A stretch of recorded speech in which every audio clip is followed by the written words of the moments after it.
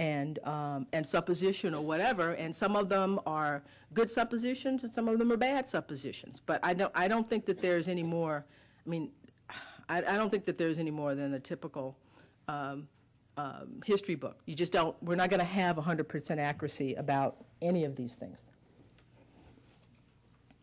Thank you so much for being here in Cleveland. You've shared with us a lot about how the sources of your book, but I'd like for you to share with us how you approach writing. And I think we would all benefit from that, because I couldn't imagine you approaching two very difficult pieces of work and very long pieces of work. Mm-hmm.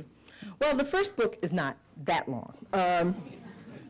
Approaching, well, it's hard to say, because the first book is more analysis. This book has more a narrative structure to it, even though my basic personality is analytical. And so my editor said, there are chapters in the book that are very analytical, and he referred to them as those analytical chapters.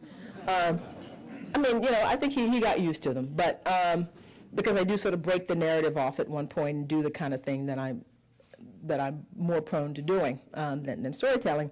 I don't know. My approach is to just do it.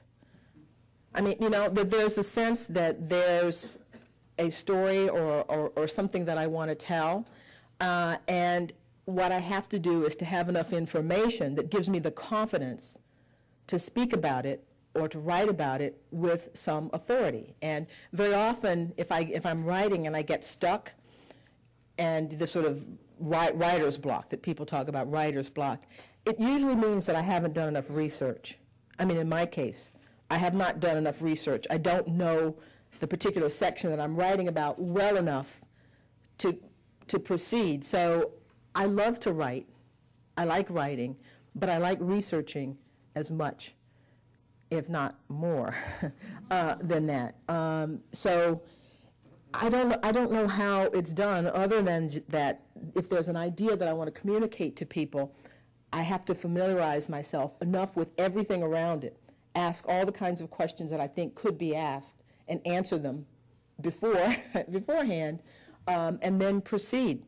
It's just something I've thought of myself as a writer from the time I was a little kid. You know, I mean, even when I thought about other kinds of professions or whatever, you have a sense of your basic personality and what it is that you want to do. This is something that's been a part of my identity from the very beginning, and I don't know how, I don't know why.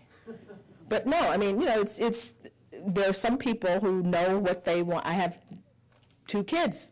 My daughter is not really sure what she wants to do, you know, and she can do lots of different things. She's very talented, but doesn't know exactly. My son wants to be a writer, and he's always wanted to be a writer, and that's what he focuses on. Those are his obsessions.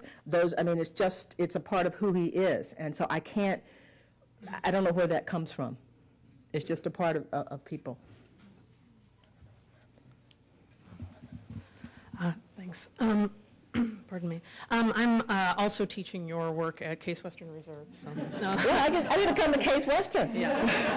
Yeah, that would be great.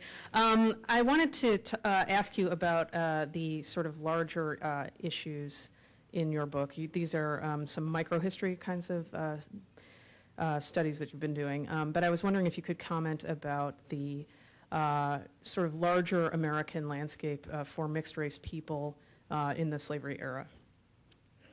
The larger landscape, well, the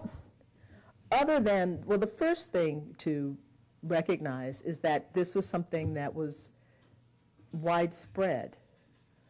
I mean, treating it as a special thing or writing about it as a special thing, I think, was a part of people's response to writing about Jefferson.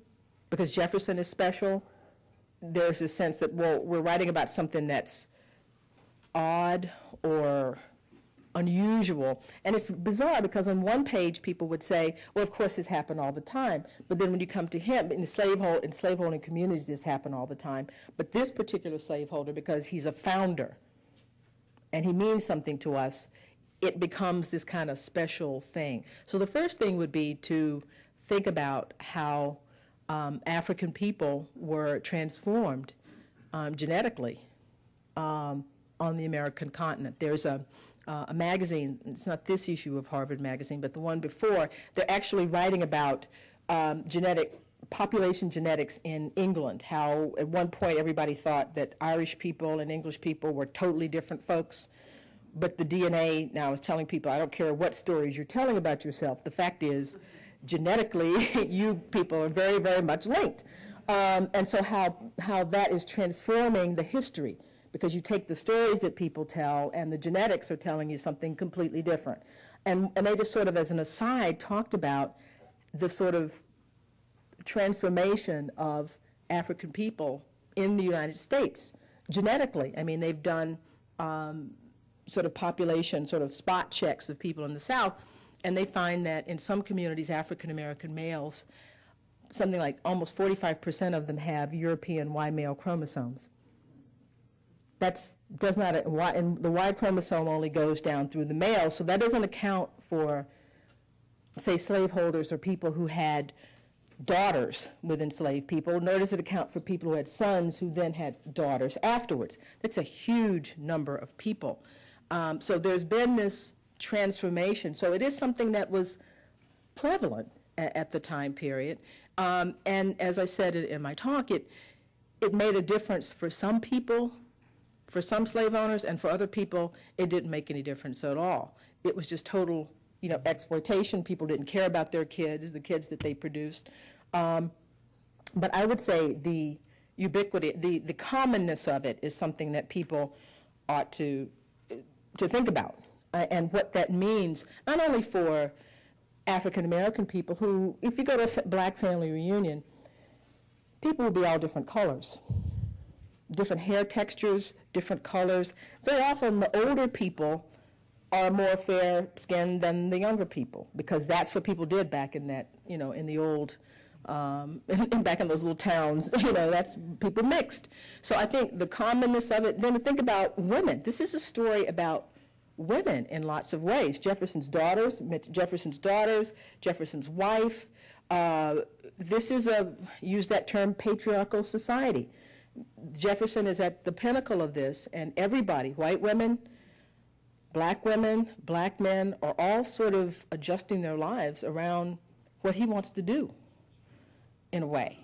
And so from that, these sort of mixed families and these sort of complicated family situations, it radiates out to gender issues, family issues, politics, all of those kinds of things, that you're basically talking about who these people are, really, and what relationships. And one of the things I do in the book is to talk about the Hemings siblings as Jefferson's wife's siblings, not just James Hemings as a slave, he's the sibling. So it radiates out for our understanding about this society. Hi, I found your talk fascinating, and if I understand correctly, you're both a history professor and a law professor, and I want to ask you a question in your role as a law professor. Your talk reminded me that when I was in law school in the 80s, there was a stream of scholarship that was, I guess, primarily came from professors of color, but not necessarily exclusively from professors of color, that you can't understand law without understanding the stories of people. And so they looked more at stories and said, that's the way you're going to understand law. And so my question to you is, were you influenced at all by that scholarship? And if so, how has that informed your legal scholarship? Has it affected how you teach law? In particular, this book that you've looked at, has that affected your legal teachings? Mm-hmm. Well, yeah, I know that what you're talking about. Yeah, there was Derek Bell, a number of people who talked about the importance of stories, that law cases are stories.